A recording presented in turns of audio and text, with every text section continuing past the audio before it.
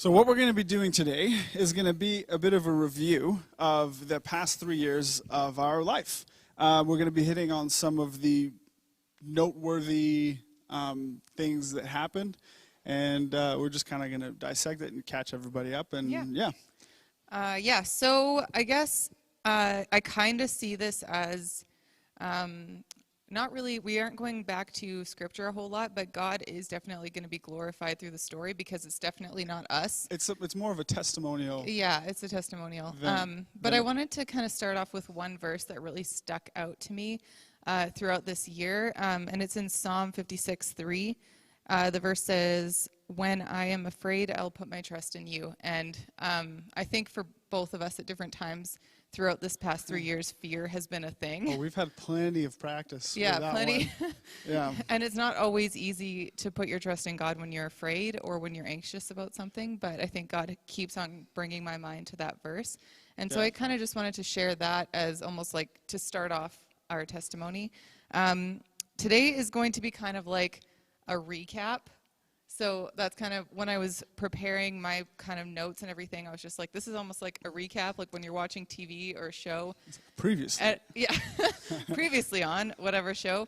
That's kind of what this is. This is previously on New Life. Previously on New Life. Yeah, or on our life. Okay. Yeah.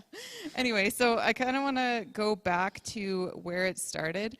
Ben and I have been doing ministry in some capacity for about 11 years, whether it's as a volunteer or in different ministries along the way. Probably even a little bit before that if you count helping with Sunday school. Count it. Why not? It's not like it doesn't count. Yeah. And so 11 years we were kind of helping with different ministries. We started out doing junior youth with like a bunch of other... That was in grade 12. Yeah. With a bunch of other preteens leaders. And that was pretty cool. Like, it was stressful. It was. But it was, We it were was happy kind of our to start. graduate from that one. Yeah, we were But happy. it was good. It was about 2 years. And then we moved on to doing senior youth a couple of years later after we had gotten married. We were helping with Pastor Matt and Bailey from they're in They're Nelson lead pastors now. in Nelson now, yeah. Yeah, and so they were leading youth at that time as volunteers. And we were kind of helping underneath their leadership.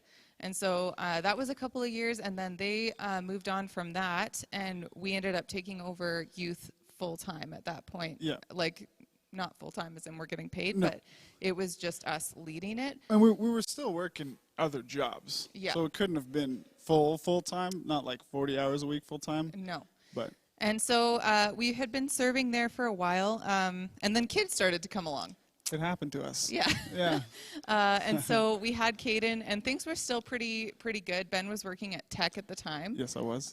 Which is 4 and 4, and he was working 2 nights and 2 days. So it was a busy schedule, but it was okay. Like, we were managing pretty well. I was doing quite a bit of the youth stuff, planning and organizing, and on night shifts when Ben couldn't be at things, I was running those as well. It started to get pretty difficult when I got pregnant with our daughter, Presley, because then all of a sudden I had a super active toddler, and I was pregnant and I didn't feel like doing anything. And so it was kind of challenging that way because Ben was still working the same shifts, not to mention you were just kind of getting worn out from nights and you weren't really fully there when you were there. No. Because you were so tired. And so we were kind of getting to this point where we just felt like we can't keep doing this. Like, it was exhausting. I remember I was at a Silver City Days, and James was there just with his family, and I think he noticed that I was just kind of feeling rough. He's like, hey, you want to go for a drive? At the time, he had this like old Jeep Cherokee. So this was like 8 cars ago for James. And then, so he drove in the truck, and we're parked at Riverside. We're looking up at Tech, and I said it. I was like, I can't do both anymore. Like, I've only got so much time left in me. And I was just being honest. I was being real at the time. I said, I have to quit something. I have to quit Tech, or I have to quit ministry. Something's got to come off of my plate. And I remember having that conversation, and then we prayed together. But that was kind of how I was feeling at that season. I think God was making it really clear to us. Like, it was like he was funneling us towards this decision, because I feel like it was nice having the money from tech. Yes. But we were like, we really felt called to ministry. Right. And we're like, we can't do both. And it was like God was almost like prying our fingers off this like tech job that was supposedly amazing and we should keep. And we were just like, well, something has to give. Like, we can't keep doing things the way that we're doing them. And it was like God was just like directing us towards this decision that was better for us. And so during that time, we were so exhausted, and I still remember the fear of like almost being like, should we do this? Like, should we try to do this? Right. Well, at the time we didn't know how it would look. Yeah. Right. But then it came up. Yeah. So I think that the biggest thing that came up, or how it came up, was that Ben took paternity leave when we had Presley. And we were just kind of like, we'll give this a year because he's not going to be, well, 9 months, I guess, because he's not going to be working. And we'll just see where it goes from here.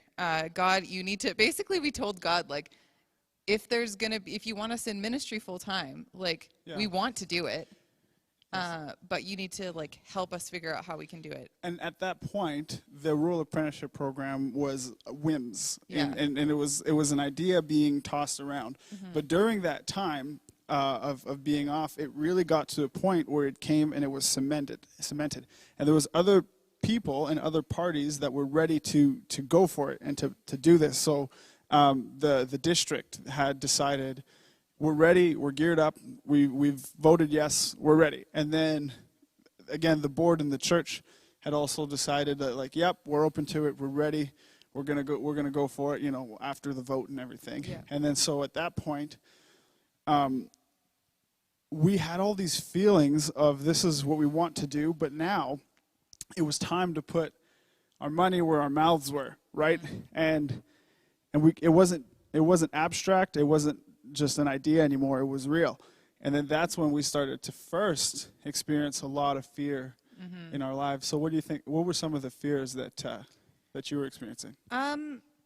Well, I think that, like, for me, I was most concerned about our children. Like, I was like, I had a lot of people saying things in my life about, like, well, what about your kids? Like, are you really thinking about your kids? Like, what about their future? You're not choosing this for them, you're choosing this for you. Kind of like I was being selfish or something. And so I guess I got really anxious thinking, am I being a bad parent? You know, like, am I putting someone else's kids and having a ministry for those kids above my own kids? Are my own kids going to know Jesus, or am I going to be too busy or too whatever to be able to pour into them? And so I guess my biggest fear before jumping into the apprenticeship was like, how is this going to impact our kids? I wasn't really necessarily thinking financially at that was point. Me. Yeah, that was you. I was thinking more like, okay, like time. Like, I know right now I can be, because I'm a volunteer at the church, I can be like, well, I haven't spent a lot of time with my kids, so I'm going to take a week off. You know what I mean? Like, and so sometimes I felt like now that I'm full-time, if I was going to be full-time, I would have a hard time being like, okay, I can't, you know what I mean? I can't just leave this, or I can't just leave that. And so I was kind of concerned about that, what the future would hold for them, how that would look. And I think that how God really uprooted that fear for me and kind of almost released me into ministry was when we went to a pastor's conference at White Swan Lake. Ooh, White Swan Lake. Yeah, that was a good conference. Like, I didn't really, we fully didn't know why we were there, remember? No, we didn't belong. No, we were youth pastors and everyone else was pastors, and we were just like, okay, like, should we be here? Like, I don't know if we're supposed to be here, but James and Maria invited us. And James and Maria knew we were supposed to be. The Lord told them. Yeah, but we felt like we shouldn't be there. Like, it was just this weird thing. And then this pastor who we'd never met before started praying over all of us, all the pastors in the room. And Ben and I are just like, oh my gosh, what is he going to say when he sees us? Like, we're not supposed to be here. This is super awkward. And I still remember it super clearly. Like, he didn't say anything for like a minute. And I was like panicking inside. Put his hand on our shoulders. And it's like he was listening, and we're growing in nervousness. Yeah, we're like, oh my gosh, he's going to be like, you're imposters, get out. I have nothing for you. Yeah. And so we're just sitting there, we're like, okay. And so we're like holding our breath. And finally he just says like, wow. He's like, God, like, this couple. And we're just like, what? Is he talking about us kind of thing? And during that time, the biggest thing I remember, I wrote a bunch of notes, but the only thing that really stuck out to me was he talked about our kids. And he said, God, I know that you see the heart of these two parents for their kids. And you know that the most important thing to them is that their kids know you. And he's like, and because of that, your kids and your grandkids will love and serve the Lord. And I was just bawling. Like, I had like tears. I was like ugly crying. I ugly cry a lot in ministry. Yeah. God just breaks it down. He's like, I know you're not like, you don't want to be emotional in front of people, but I want you to be humble. So here's the thing. Here you go. And so I just breaking down crying, like tears everywhere, crying. And that really lifted a burden off my shoulder, that fear that I had of like, what's going to happen to my kids, God? Like, and it was like God was showing me like, no, you can have both. You can be obedient to me in ministry, and you can also raise kids who love me. Yeah. And that was really that last fear. What about you? Well, I think it was different for you. Yeah, it was different. For me, my fears were very much financially based. And I wrestled with that continually, really throughout the whole program. But time and time again, God just humbled me, you know. But the first time, initially going into the program, when we had to give the church a start date. So we said, we're going to start at the church, I think it was January 6th or January 16th or something like that. Yeah, it was the 16th, I think.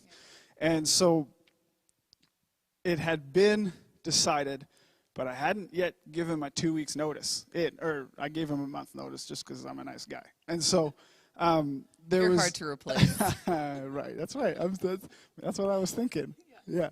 And so, before I did that, there was 2 occasions where I remember really struggling and really fighting. So one night, I don't remember where you were or anything, but I just remember I was laying on my bed, just spiraling into all of You do that a lot. That's my thing. Spiraling into like all the things that are going to happen, and at the time, at that moment, I can't sit here. I'm not standing. I can't sit here and say that I had like a ton of faith, that I was just like, no, God's going to pull through. I called James, and I was just like, I can't do this. Like, it's not going to be possible. It's not going to happen. And after talking to him, he was saying, I remember actually he said, so I'm actually happy. I'm glad that you're struggling. I was like, that's weird. And he said, You're like, thank you so much. Yeah, thanks. I'm happy too. But it made sense. He said, it's because I know you're taking it seriously, right? And that's true. I was like, okay, I guess that's true. I am taking it seriously. But in that moment when I had no faith, one of the lessons that I learned, that it's okay to go and almost like borrow someone else's faith, right? You're not supposed to, we read the Bible, you read all these great characters, and you think that they did it on their own, and so I should do it on my own. And we don't know for sure that they did it on their own, right? But I know that for me, I had to borrow faith for a second, and it worked. It got me through that moment. And then there was another moment when I was working a night shift at Tech, and I've got a little journal. I like to write my thoughts down and stuff sometimes when I was working. And I was having this conversation with God. And I feel like he was asking me some questions. And he said, what's valuable? What's really valuable, right? And imagine you're 10,000 years or 5,000 years into eternity, and what's valuable at that point? Like, what's your perspective? And I thought about it for a while, and the only thing I could really think of was, well, people, right? Who was valuable is who's standing there around with me. And 10,000 years is a long time. Like, that's real. Eternity is going to be long. And so that really is what's valuable. And then I didn't see it coming. I feel like I should have. The next question he asked me, and this is what I feel he asked me, because he was very much challenging values of mine. He was saying, okay, what if you do this and you completely fail and it doesn't work out? You go and you try to fundraise, you quit Tech, and it just no money comes in, and then you end up working jobs that you hate till the day that you die. And I was like, way to set up a question, God, right? I was like, but he says, what if, because you do that, one more person is in heaven than if you hadn't have done that? And then he just kind of left me with that. And I struggled and I fought with it for a couple days to finally, again, on a night shift, I decided, yes, God, like I said yes to that. If that's what's going to happen, if that's what you have set out for me, I know it'll be worth it when I'm 5,000 or 10,000 years into eternity. And he uprooted not so much a fear, but a value, and then the fear started to leave with it once in a while. And I just wanted to take a second to say, this is my thing, I do this, that it makes sense to serve a God that doesn't make sense, right?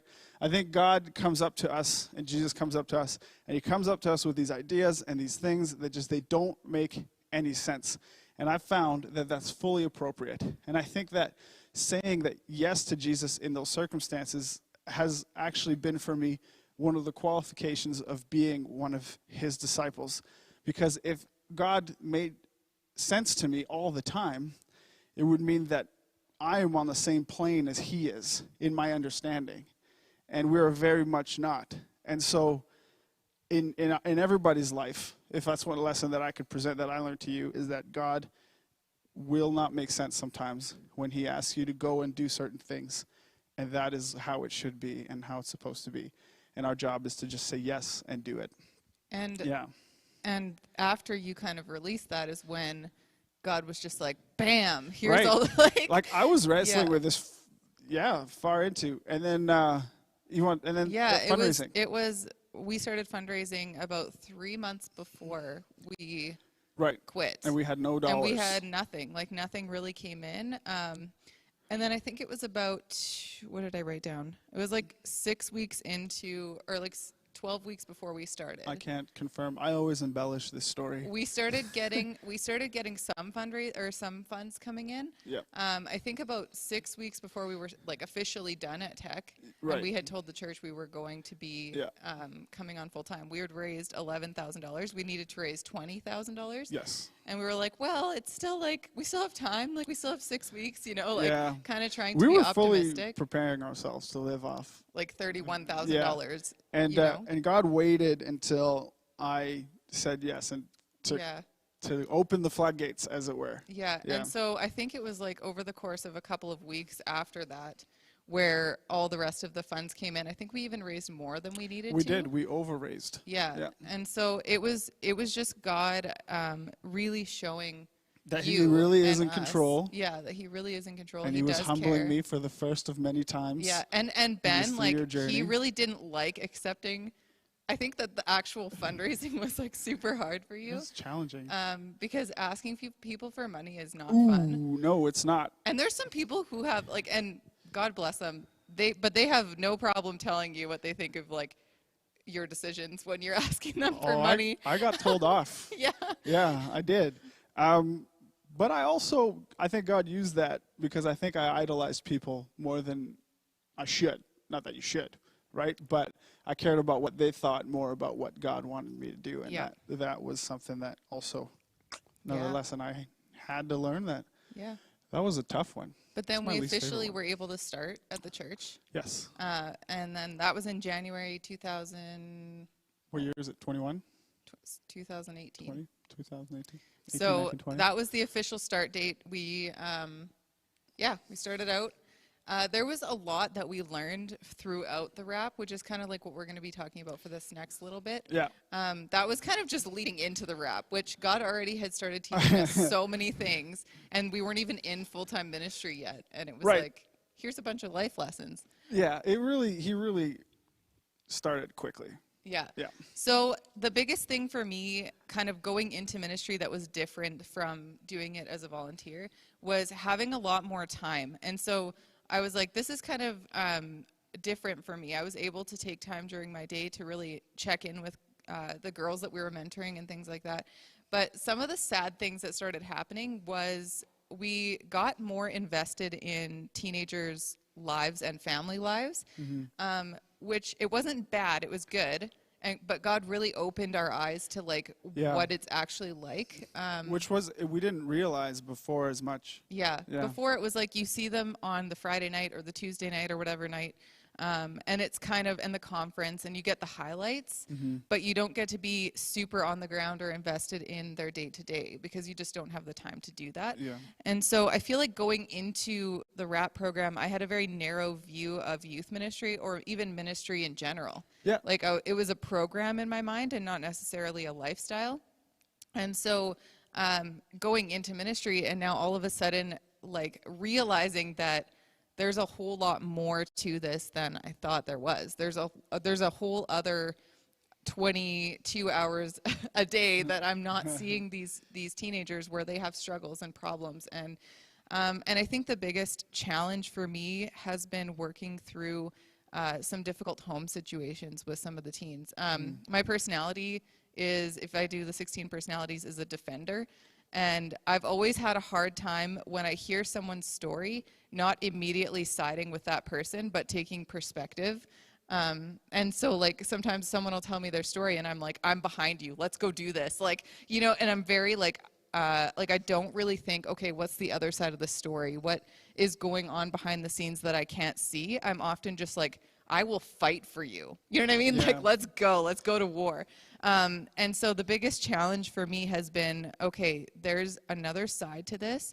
I don't know what's going on behind the scenes. I don't know what their parents have been through. I don't know what their brothers or sisters have been through. I don't even know if this person is fully telling me everything that's going on. And so, and not only that, but I also am called to have grace on families, right? Yep. Not just teenagers. And so one of the biggest things that God has been teaching me through this is that I need to not only have grace for the teens that I get to minister to, but also to their families. And not only that, but that God wants to heal and work on their parents' hearts or work on their families' hearts as well. And that will ultimately help the teenagers, right? And that's going to actually bring more that'll bring a lasting change to that teenager's life. So I think that the biggest thing is like a broadening of that view has happened over the past 3 years to allow me to be challenged on some of those things that I was thinking about, but also to realize how I can better support families and parents with difficult home situations to hopefully help those teens more. Yeah. And one of the things that happened also is one of a learning again for me was that this theme of doing this was a bad idea didn't leave for a long time, right? Like it was something that I continuously faced. It just found me. I ran into a guy at a coffee shop. He's like, "Oh, what are you doing now?" I was like, "I work at a church. This is what we did." And he's like, "Well, that's a really bad idea." You know, he said, he's like, don't you care about your children's future or your kids or anything? And so there was a lot of moments where I had to really go back and lean on what God had told us and promised us that was our life was going to be, in a sense, right?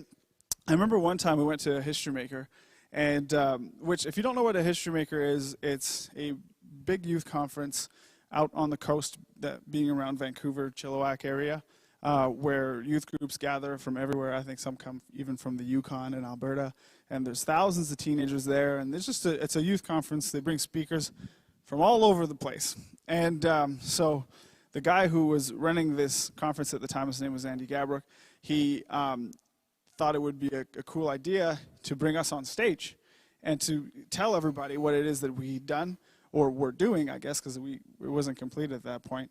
And so, and he was saying that, like, donate so we can do more stuff like this. And then he had a stand. There's 2 rows. There's a big stage, and there's 2 rows coming down. And we had a stand there with buckets.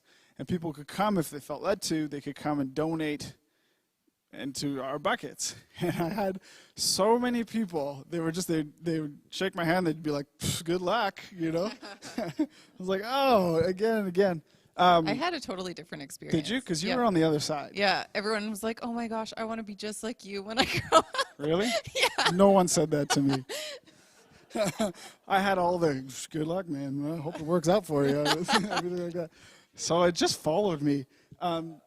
But one thing that it did for me is that it's really allowed me to, I think I really struggled with over giving too much credit or too much give to what other people thought of me instead of what God had for me and what God wanted me to do. And then so, again, one of the lessons that I learned through this was to just rely on what God has and not let yourself be led astray from it, or to defend against doubt and stuff. And yeah. So the So same the same thing for me. It wasn't that fear just completely vanished when we started the apprenticeship. No. But I feel like fear was like a big part of my life. Yeah. I remember there was a point where James and Maria had us over for dinner before we started, and James asked us the question, "So when are you guys going to quit tech and start full time?" And I was like, This was way before, yeah. yeah, I was like, I didn't know we had agreed to that. Like, I didn't think that was going to happen. But it was like this panic and this anxiety. I remember panicking. Yeah, and like you're like, what are you saying? Like, what?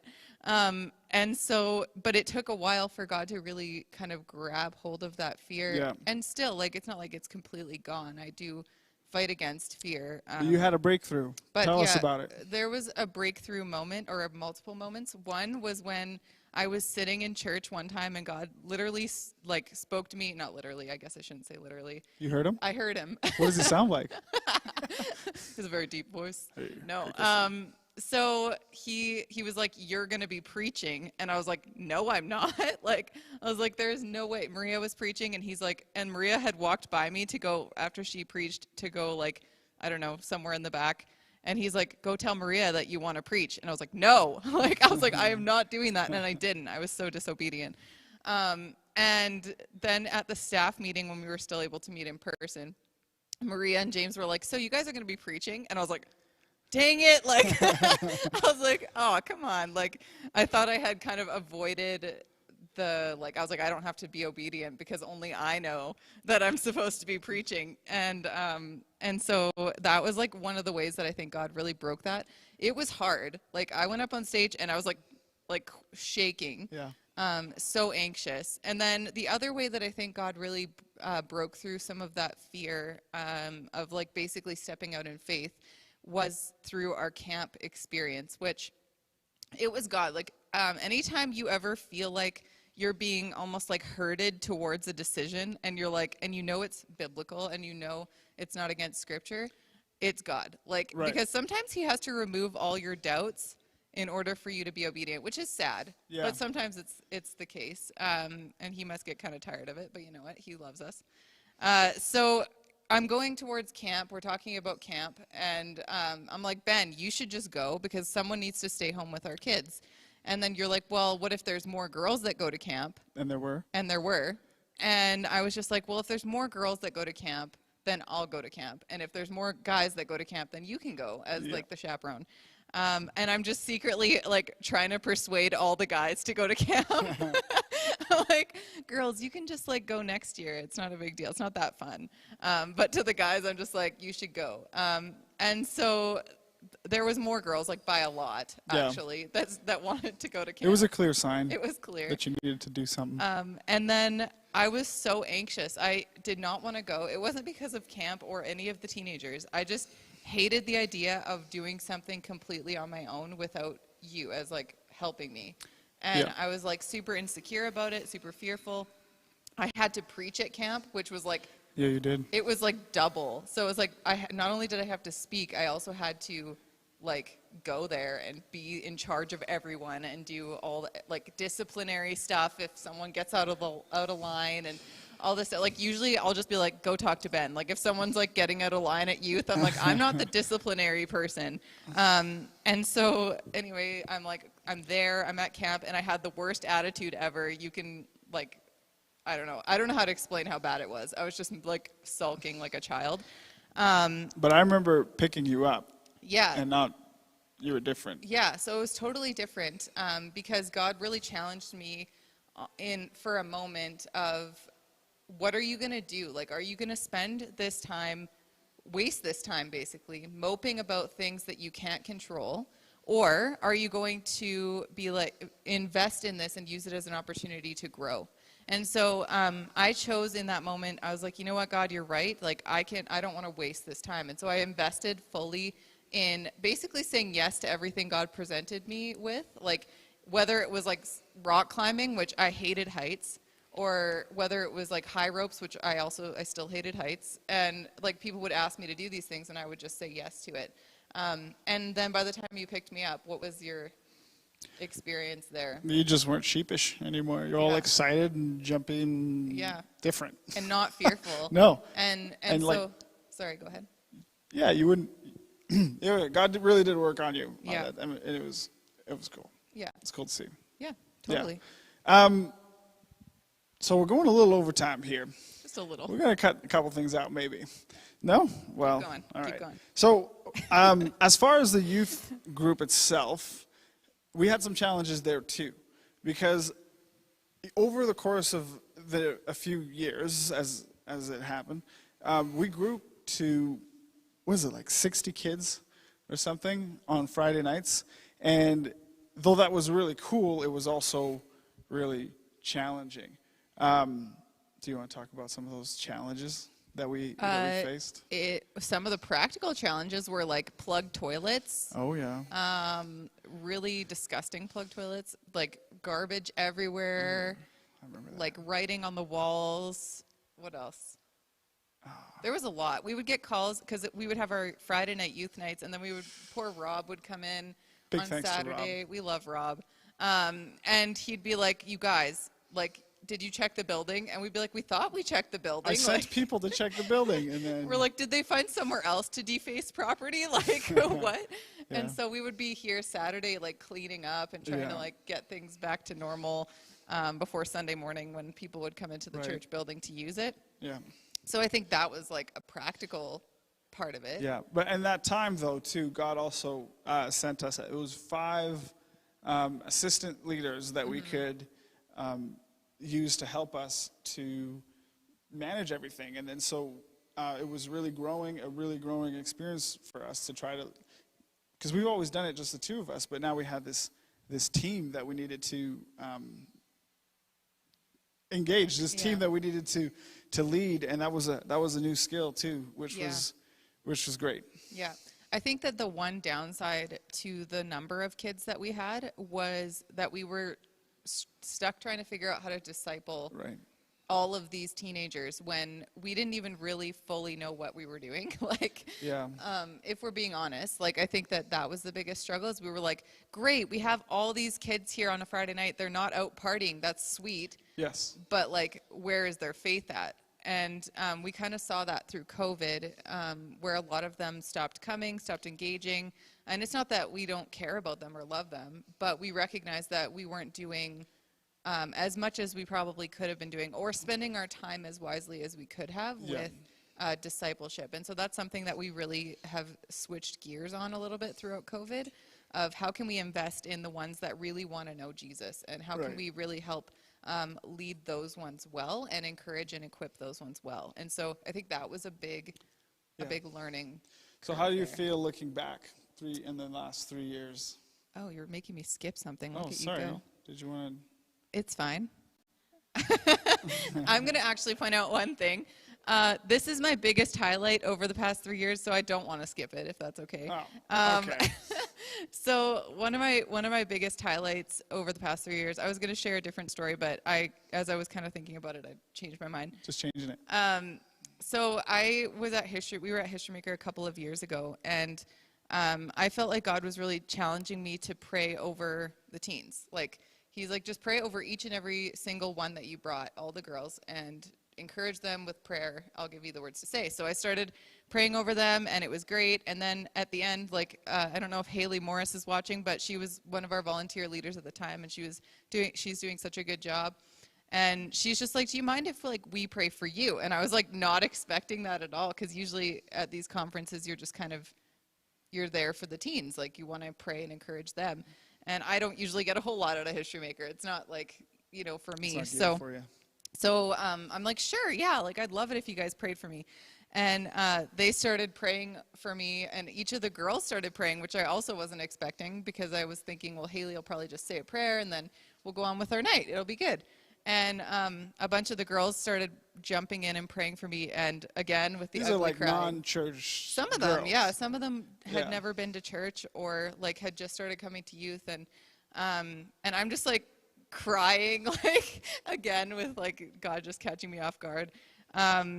And it was like God was showing me the importance of what He's trying to do in these teenagers' lives, and they were as they were praying, like they kept on giving the glory to God, which was like the biggest encouragement for me, because I was like, I don't want to be the kind of a leader where I direct youth towards myself. You know, like I know I'm nothing to look up to sometimes, and so I just I was like really, really humbled by that, and very happy that the thing that they were pulling out of it was that God is the one that put me here, and He's the one who makes me anything, right?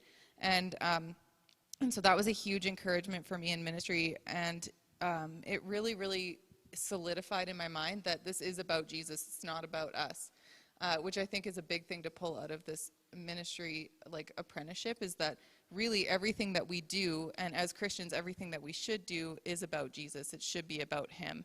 And so even though we are serving and we're the hands and feet of Jesus, He's the one that leads people to Himself.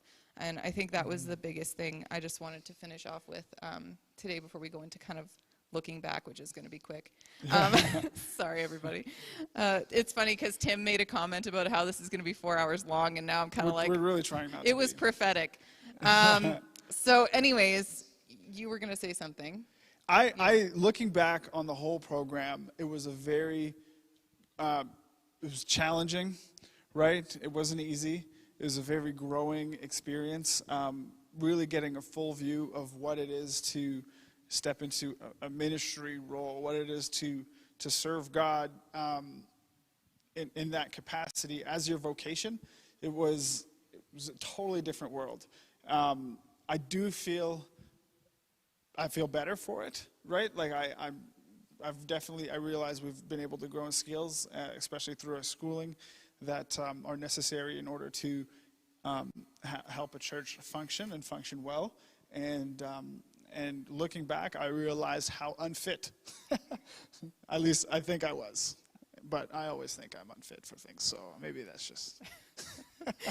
I just wanted to say, too, to kind of end off, like, I'm super thankful that we were able to have this opportunity. Like, I don't want to paint, like, a picture that it didn't have challenges, because it did and still does have challenges. But either way, I'm happy to be living. I always kind of say it as to be living outside my comfort zone a lot of times. Like, for the past 3 years, I feel like we've been constantly like pushed out of our comfort zone, and God has been opening doors into new things almost consistently, which has made it very uncomfortable at times. Yes.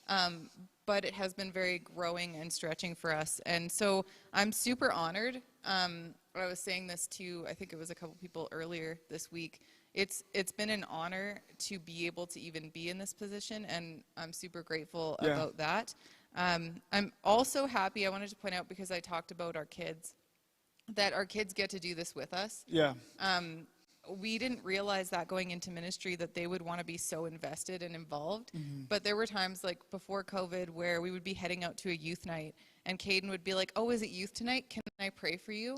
Right. And he would pray for us, like going to youth. Yeah. And then if we're dealing with something stressful with the teenagers, obviously we don't go through like the details with him, but he prays for us, he prays for the teenagers, and he cares about what's happening to them, to the point where when he was in school in kindergarten, he was like running to the fence talking to teenagers all the time, and getting his teachers all concerned and worried. They were like, oh, he's like talking to a lot of older kids, like we're a little concerned, but he calls them his youth kids. His youth kids. He loves being, he calls himself a youth pastor. He loves being a youth pastor. Yeah. And so I think that's the biggest thing I really think looking back, is that it doesn't have to be one or the other. Like your family can be involved And we are happy that our kids get to be involved and get to know these amazing teenagers, that we get to be a part of their lives. So. And just to conclude, this will be the last thing that we say. I know we're 11 minutes over. I apologize.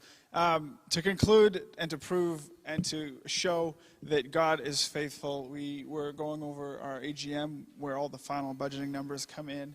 And what we had, what we were supposed to raise was $20,000 a year for 3 years to supplement our wages for being able to do this.